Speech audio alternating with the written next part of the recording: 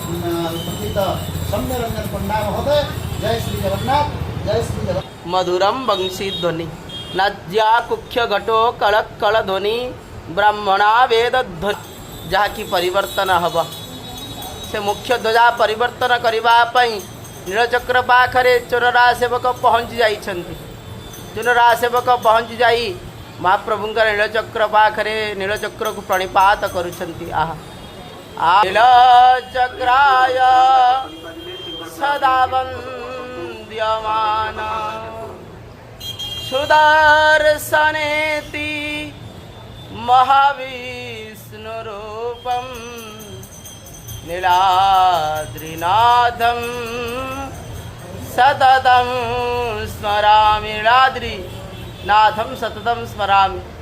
नीलचक्र पाखरे बहुत बाना मध्य नहीं सेठारे स्थापित करी ऊर्ध्वदेश को जीवे। ऊर्ध्वदेश उड़ुवा धला रंगर बाना को परिवक्र ऊर्ध्वदेश रे पहुँची गले।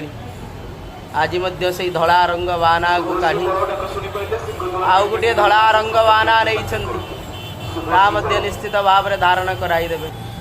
ऊर्ध्व को देखी से अक्षय दंड को प्रणिपात करुछन्ति। करपत्र जोड़ी मस्तकटी को लगाई देछन्ति।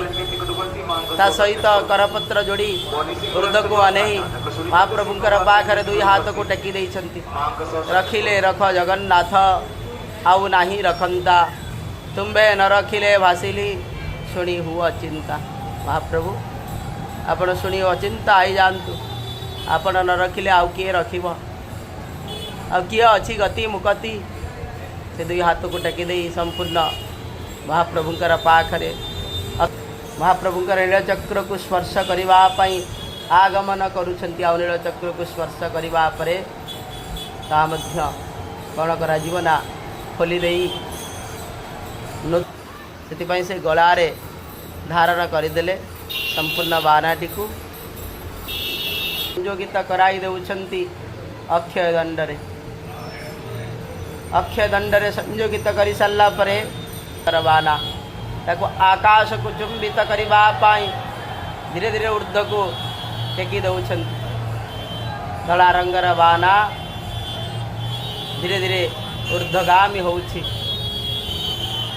बाउंश ऊर्ध्व को ऊपर को उठिला आ लगी है नूतन रंगर बाना महाप्रभुंकर